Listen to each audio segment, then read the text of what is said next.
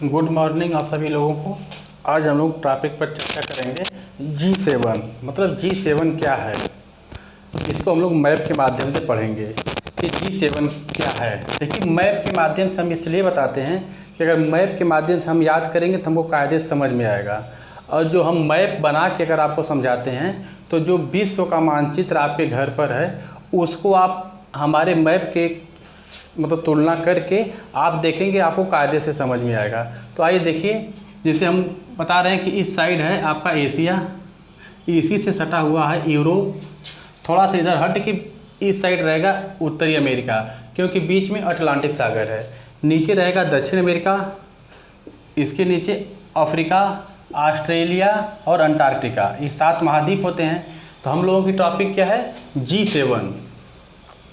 G7 मतलब G7 क्या है, तो इसको मतलब इसका फुल फॉर्म है group of 7। Group of 7, G7 group of 7। ये है क्या, यह अति विकसित मतलब जो सब पूरे विश्व में जो सबसे ज़्यादा अमीर धनी देश हैं उन लोगों का अपना एक ग्रुप है, संगठन है। तो G7 क्या है, विकसित, अति विकसित, अति विकसित देशों का समूह है। दिखाई दे रहा होगा इधर,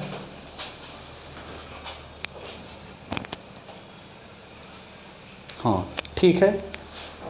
G7 क्या है, अति विकसित देशों का समूह है। अब यह G7 कैसे बना, क्या हुआ, थोड़ी इसकी आप कहानी देख लीजिए। देखिए, G7 जो था 1975 में, हम आप इधर बता दे रहे 1975 में यह G6 था। 1975 में यह G6 था। तो G6 का मतलब इसमें 6 देश थे। तो एक इधर से USA था, USA, और 4 देश इधर से थे यूरोप से। एक ब्रिटेन था, दूसरा जर्मनी, फ्रांस और इटली। तो 4 यह, एक यह, 5 हो गए। एक इधर से जापान था।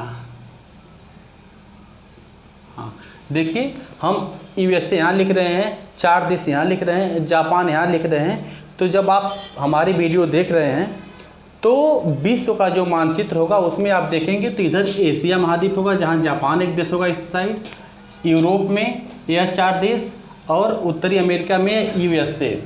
तो एक और ये जो 4 हैं, 5 हो गया, एक 6, यानी 1975 में ये G6 नाम से जाना जाता था। तो ये G6 था। 1976 में इसमें कनाडा USA के ऊपर रहेगा।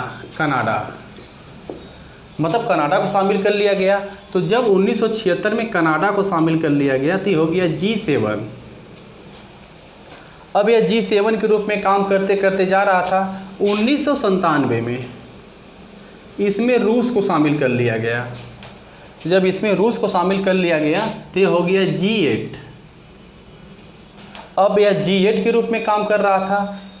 दुनिया के अति विकसित देशों का ग्रुप बन गया था। लेकिन हुआ क्या कि 2014 में रूस ने क्रीमिया के ऊपर हमला बोल दिया, जो यूक्रेन का एक राज्य था। अब मैप में देखेंगे तो रूस इस साइड रहेगा और इसी से लगा हुआ एक यूक्रेन है जहाँ का राज्य क्रीमिया था। तो 2014 में रूस क्रीमिया के ऊपर हमला बोल दिया, जिसकी वजह से रूस को निकाल दिया गया। ये हो गया पुनः फिर G7।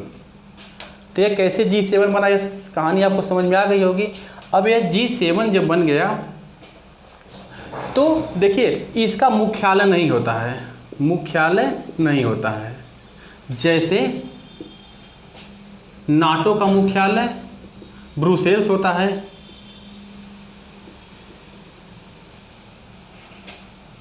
नाटो का मुख्यालय ब्रुसेल्स है।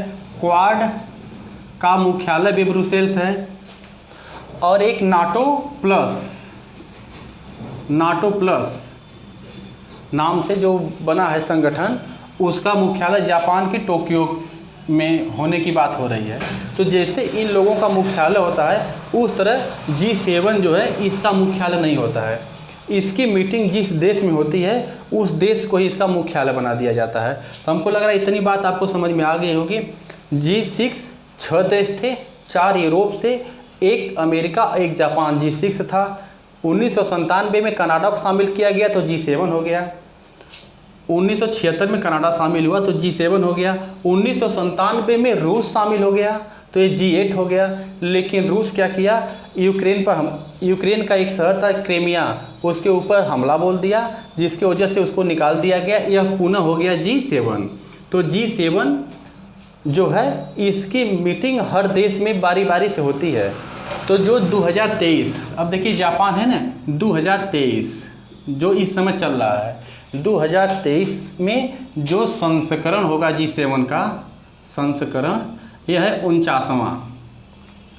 G7 का 2023 में जो संस्करण हो रहा है 49वां, यह जापान के हिरोशिमा में हो रहा है। अब आपको यह समझना है कि जापान क्या है। तो जापान देखिए, जापान 4 द्वीपों से बना एक देश है। इन चारों द्वीपों का नाम है होन्शु शिकागो,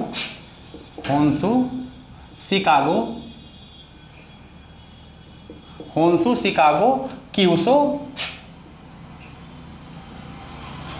और होकाइडो। यानी जिस जापान में 2023 में G7 की बैठक हो रही है, यह एक देश है। यह 4 द्वीपों से मिलकर बना है, होन्शु, शिकागो, क्यूशु और होकाइडो। इन द्वीपों से जो मिलकर जापान बना है, वहीं पर 2023 में G7 की 49वां संस्करण की बैठक हुई है। अब इस बैठक की अध्यक्षता की गई है मोदी द्वारा। भारत के प्रधानमंत्री श्री मोदी जी द्वारा इस बैठक की अध्यक्षता की गई।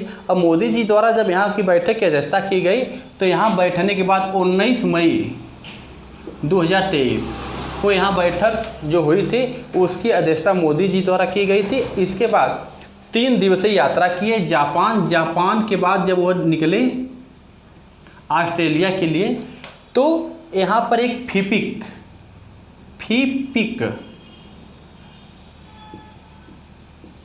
फीपिक देशों का एक संगठन है जिसको फीपिक नाम दिया जाता है।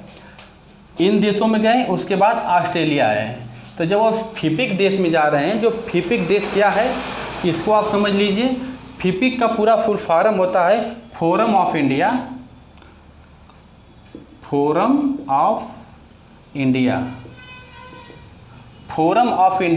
पैसिफिक आइलैंड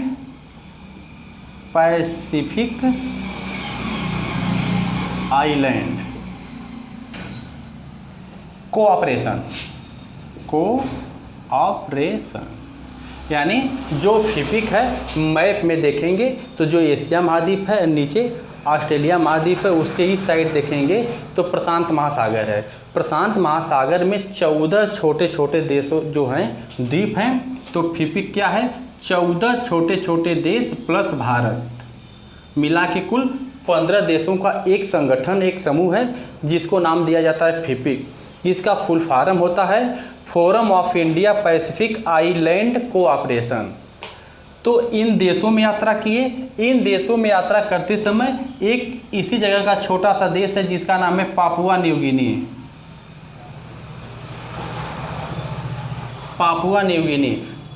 न्यू गिनी में जब यह पहुँचे तो यह जो छोटे छोटे देशों का ग्रुप है, इनकी एक परंपरा है कि रात में किसी का स्वागत नहीं करते। लेकिन मोदी जी द्वारा जब जापान से इन देश मतलब कि यात्रा की गई फीपिक देश की यात्रा, तो रात में ही किए। तो ये लोग अपनी पुरानी परंपरा को तोड़कर रात में ही मोदी जी द्वारा मतलब जो यहाँ आया गया था उनका सम्मान किया गया। सम्मान में इतना सम्मान किया गया कि पापुआ न्यू गिनी के एक राष्ट्राध्यक्ष थे जिनका नाम था पापुआ न्यू गिनी के एक मतलब राष्ट्राध्यक्ष थे जिनका नाम था जेम्स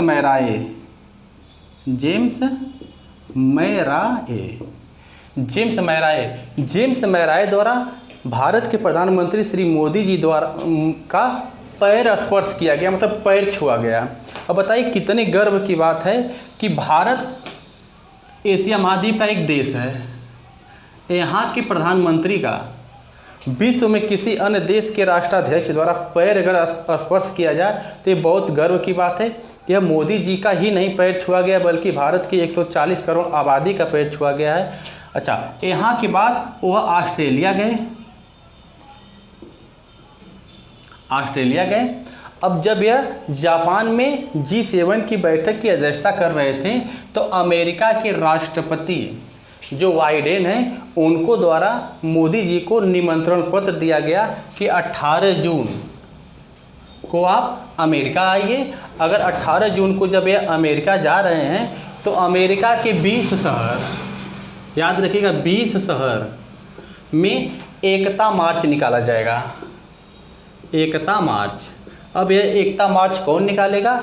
जो भारत के लोग अमेरिका में रह रहे हैं वह लोग, जब मोदी जी का आगमन होगा अमेरिका में, तो वहाँ पर एकता मार्च 20 शहर में निकाला जाएगा। हमको लग रहा है इतनी बात समझ में आएगी। एक शब्द होता है डायस्पोरा, हम इधर लिख दे रहे हैं डायस्पोरा। डायस्पोरा शब्द का मतलब क्या होता है?